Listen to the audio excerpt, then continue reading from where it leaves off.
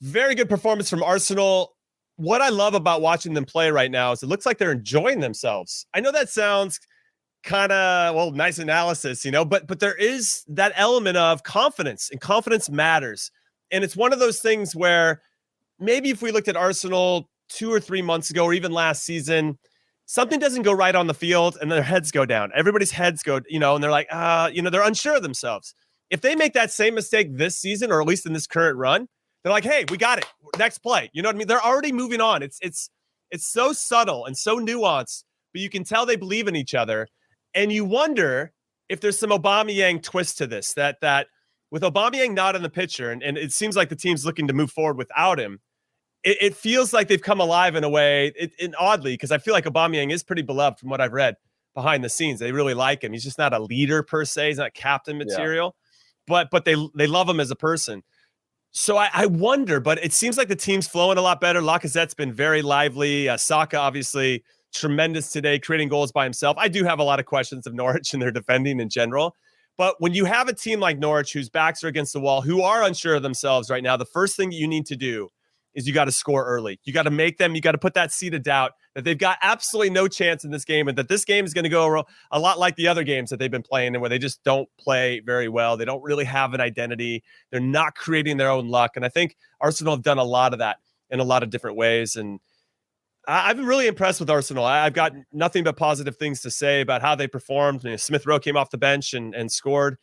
So they have a little bit of depth there. Tomiyasu didn't play today, but they still got the clean sheet against a team that can score. They're not going to maybe win, but they can hurt you at times. And I thought Arsenal were very complete on both sides of the ball. So I'm here to applaud Arsenal, baby. Let's get after it. I don't do this very often. So everybody just soak it up. I don't think anybody does it very often, Jimmy, but when we do it together. It's a community event when we celebrate Arsenal. But look, Arsenal are one that I think Arteta is continuing to show his evolution as a leader.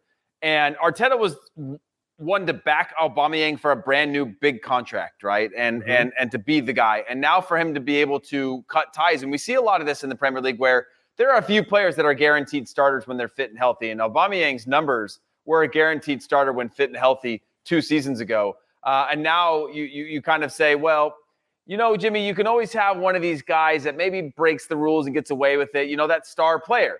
And if that star player is not delivering, well, now you got to make some hard decisions. And again, I know he's a great guy. I'm sure he's a lot of fun. I know the young players have him, but there's a thin line of that being liked and not delivering on the field and being a big flashy guy and now breaking the rules and now trying to, you start to develop this culture of like, oh, this guy's allowed to be above the law, but he's showing up when he wants. And I think Arteta did a good job of being able to change that the team is responding. It is a very young team in terms of experience, in terms of the vulnerability of these players of being influenced by somebody who perhaps isn't the right leader, like you said. Probably a good friend, probably a good guy to hang out with, probably a good guy to grab a beer with 7 nights a week, but probably not the leader you want for some of your players that you're trying to shape and mold into being stars. Speaking of young players that are being shaped and molded, Fabrizio Romano called the Norwegian Odegaard the best under-the-radar transfer of 2021.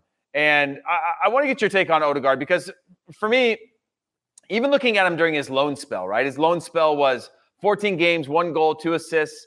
And I looked at him and I go, it's a little bit of a luxury player when you watch him, right? And that inefficiency and he's almost like a false 10 in terms of like doesn't have that final product, is good at controlling the flow of the game, but how much of that is luxury versus actual function?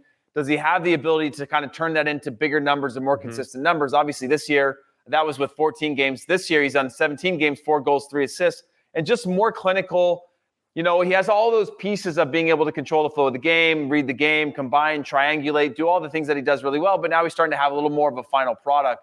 Do you think that he's an underrated transfer? Because obviously everybody knows him. They know what he was supposed to be. They know what he might not end up being in terms of the potential that was placed on him as a teenager. What's your take on Odegaard so far in the season? Yeah, I'm glad we're talking about him. 4 goals and 3 assists so far in the Premier League, I believe in 17 games. He did have a stretch there where he had 3 goals in 3 state games, starting in early December where he scored against United, unfortunately a 3-2 loss, against Everton and a 2-1 loss, and then against Southampton in a 3-0 win. I think to your point, this is a kid who signed with Real Madrid at 15, 16 or whatever it was. The hype has been unreal for him for a very long time. And he's going gone out on loan. Excuse me. Yeah, I can't speak today.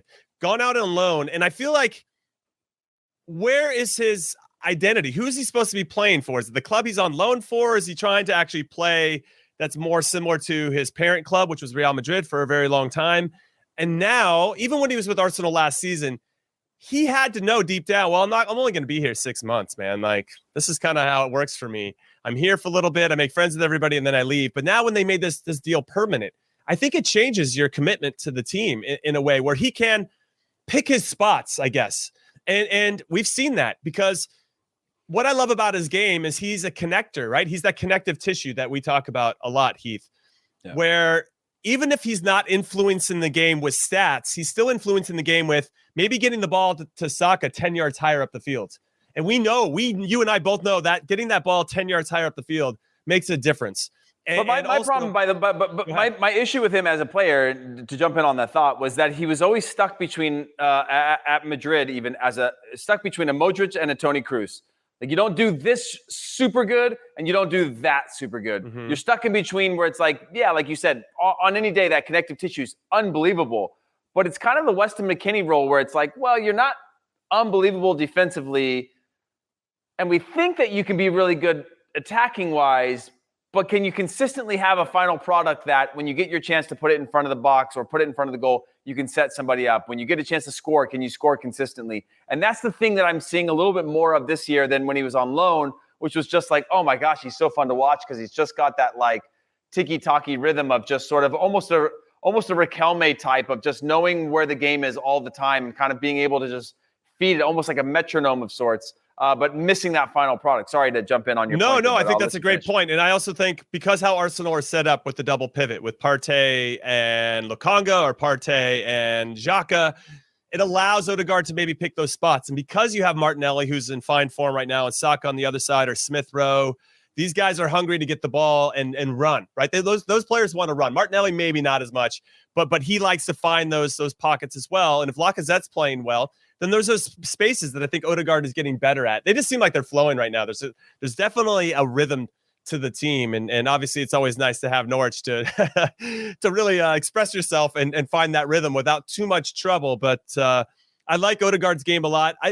In terms of underrated transfers, to get to your point back to Fabrizio, I almost like Tomiyasu slightly better than Odegaard. So if we throw Tomiyasu in there, who's a tremendous right back, who just does his job and does it well. When you have a lot of those players, and I love that you say this, Heath, and I've stolen it plenty of times, but if you have a lot of players that are 7 and 8s out of 10 every single game, Tomiyasu is one of those. You can count on him to be the same. And Tierney had a good game today. If Tierney can be a 7 or 8 there, and you got Ben White and Gabriel, Ramsdale and goal, and I just feel like Arsenal is definitely trending in the right direction.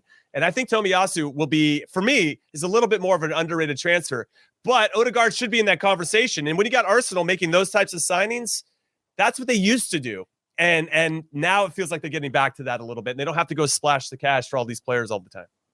I agree. And again, I think there is a certain level of credit to the consistency that this team has, like you said, whether it's White, Tierney and whatever, or Ramsdale, for example. I think that back line is just showing another level of consistency that I think is super important in terms of just lifting their game. Or Tomiyasu, like you said, there's just so many tools now at their disposal that you're starting to find more and more consistency out of this team. But Ramsdale's the other one where I'm like, Arsenal, whenever I get my hopes up, it's always somewhere down the spine where we ultimately get let down. Xhaka was one that's consistently let me down for years in terms of somebody that I expect to be just another level higher in terms of consistency as a leader within the team, and then ultimately lets us down with red cards or rash challenges or just has a shocker of a performance. But Ramsdale's one where I don't know. I can't say enough about just... There's another one, though, that's a 7 or 8 every single game. Yeah. And there's something about that consistency. Tomiyasu, Ben White, once he got healthy and started to partner with Gabriel, awesome. Those two, Tierney back to being full health. Partey's all of a sudden gotten a little bit steadier. When you're surrounded by guys that are always playing at a 7 or 8 level, and sometimes they're going above that with a 9 or a 10, it just makes the game easier for you, and you can concentrate on what you do best. And I really like what Arsenal's about right now. Let's talk about Tottenham winning 3-0 versus Palace. And get your initial thoughts on that, and we'll jump a little bit deeper into it. Yeah, really quick. Just got to give a shout out to Antonio Conte. Since he's taken over for Nuno Espirito Santo in the league here, he's got 4 wins and 2 draws, out of 6 games.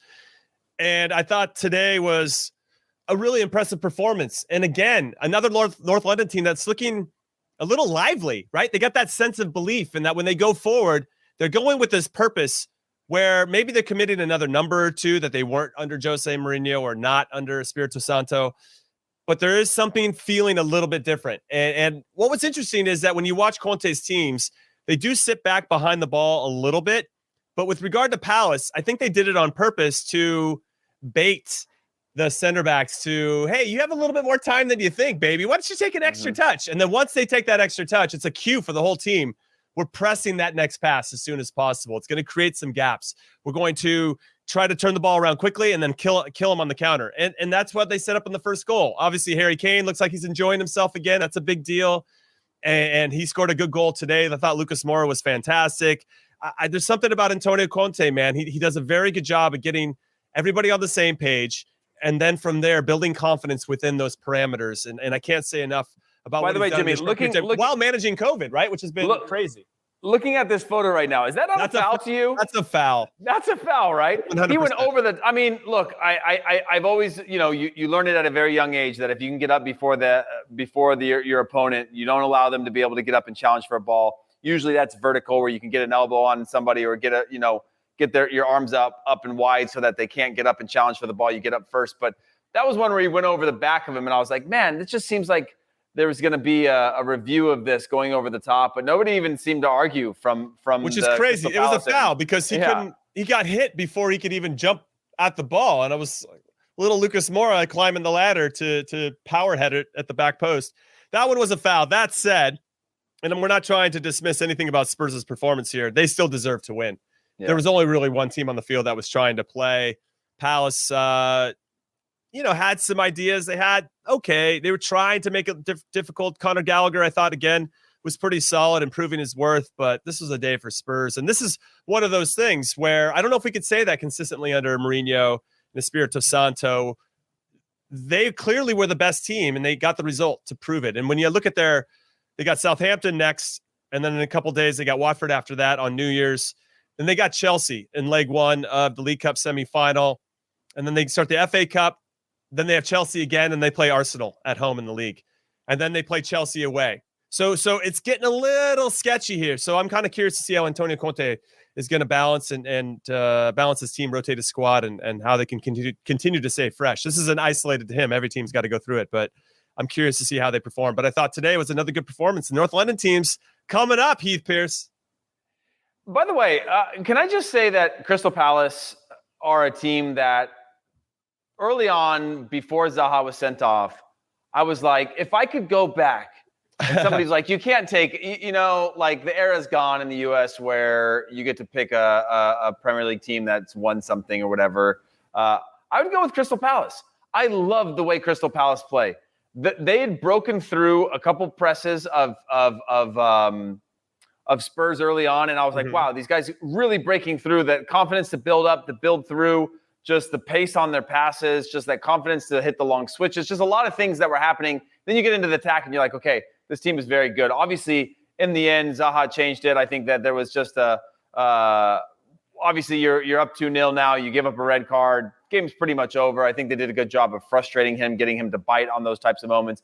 But basically, the three guys that you want scored goals, right? You got Harry Kane, Son, and Moura. And I think Lucas Moura's role continues to evolve for me in terms of being kind of having that clutch gene or that ability to create something for a team that's been sort of in the depths. My question for you is, Jimmy, and by the way, it's 2-0 to Brighton for anybody who isn't watching that Brighton match right now. My question for you is, when I think about Mourinho to Espirito Santo to now Conte, doesn't that feel a little bit like a plan? I mean, not like it was planned, but doesn't it feel like there's an evolution there? I mean, it's not like they threw the baby out with the bath, water. It's not like they just decided to become something different. They're still very defensive minded. They're still sitting deeper. I mean, yeah, they're pressing higher. They're actually best when they decide to step out higher with a little more purpose. But I mean, how do you decipher the differences between the three of them other than just sort of pep talks and managerial? I mean, they all seem to have the same foundation, unless I'm completely wrong. Well, I think there might be a commitment to one style. And I think Antonio Conte has maybe simplified some of the asks because their back three, Tanganga, Dyer, Sanchez, that's the same back three that was, cue the circus music. When all of a sudden it's just something, something bad is going to happen. And in the last couple of weeks, I just feel like they've been a little bit more solid and a little bit more solid. And now they're becoming tough to lock down. I think that having Højbjerg and Oliver Skip has really emerged as someone they can trust that can do a lot of things and hold the ball in tight spots, which I think is important. I really liked Emerson today. Him bombing forward, Reguilón on the other side, getting that balance right between your wing backs, I think is important, which maybe they didn't always have. They're starting to commit, I think, and be smarter about when they commit with their numbers. And then you have world-class players. There are world-class players on this team. Lloris is one in goal and can save games on his own. We've seen that plenty of times as a World Cup winner to prove it. Harry Kane, obviously, Heung-min's son. Lucas Moura has glimpses. We've seen it in a Champions League semifinal where he scored 2 goals out of nothing against Ajax. Like, he's got world-class ability. Now, can they extract that on a more consistent level? And we saw Antonio Conte do that with Inter Milan last season. He's gotten the best out of Romelu Lukaku. Achraf Hakimi was excellent. He brought along Nico Barella, Brozovic. I mean, all these players that play for Inter probably say, hey, this guy helped my career. He helped me take another step. And that buy-in takes some time, but I think Conte's got his guys there, and I really appreciate what he's done. And you can see it in that little – and we talked about it with Arteta.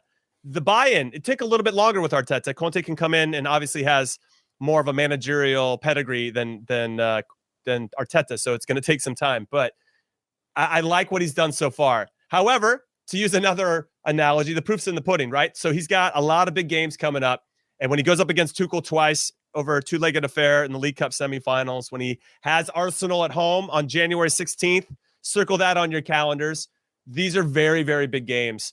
And these are going to probably determine how everybody feels about Antonio Conte, come the Champions League here, or not that they're in it. But and I think maybe getting knocked out of the Conference League is something else. But by the end of January, I think the dust will settle. We'll see kind of what Antonio Conte's made of and what his team is made of as well. And I mean, Jimmy, before we jump to the West Ham Southampton game, which was also a fantastic game. By the way, just all of these games were fantastic. And it was one of those ones where I was like, oh, small sample size. There's less games to watch.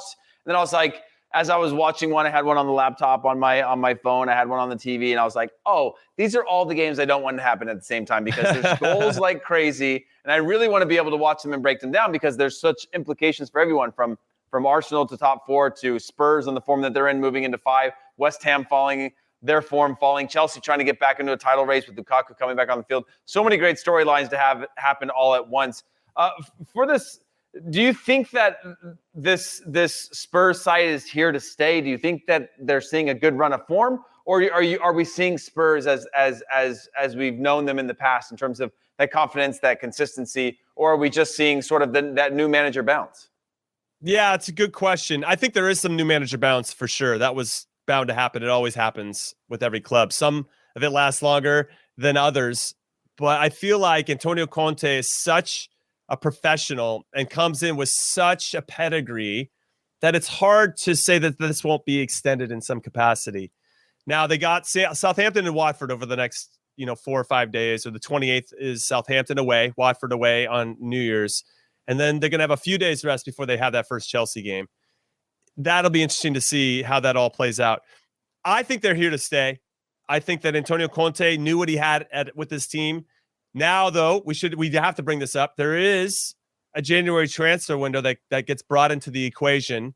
Will Daniel Levy give him the funds to spend? And if so, who are they going to go get? Or who are they going to offload? Is Dele Alli still part of the plans? And Dembele? That's if they're going to get rid of those guys, then they're going to have to get something in return. They have to find somebody else to replace what those guys bring to the table. Whether they fit in with Conte's plan or not so sure. But there's still great depth. And Dele Alli I actually thought was pretty good against Liverpool, minus the finishing part. But he can be active as well. And I don't know, man. This Tottenham team, I wouldn't count them out for maybe sneaking into that last top 4 spot because West Ham seems like they're dropping off. Arsenal, I think, is going to be a competition. Jimmy. Yeah. We're playing today. Arsenal play Spurs today. Who's winning that game? It's a great question by Des. He threw it into the run of show. Arsenal what a question. Spurs. I don't know if I should answer this alone. I need some help from everybody. So if you're listening to this, hit us up at Qué Golazo Pod. And if you're watching right now on YouTube, hit us up right now. Man, that is a great. Can I straddle the fence? You want to sit on the fence? I know you want to go on the fence. 2-2 draw. Yeah. I mean, it would be I mean, it's tough to say. If I could see Spurs winning that if Spurs are clinical.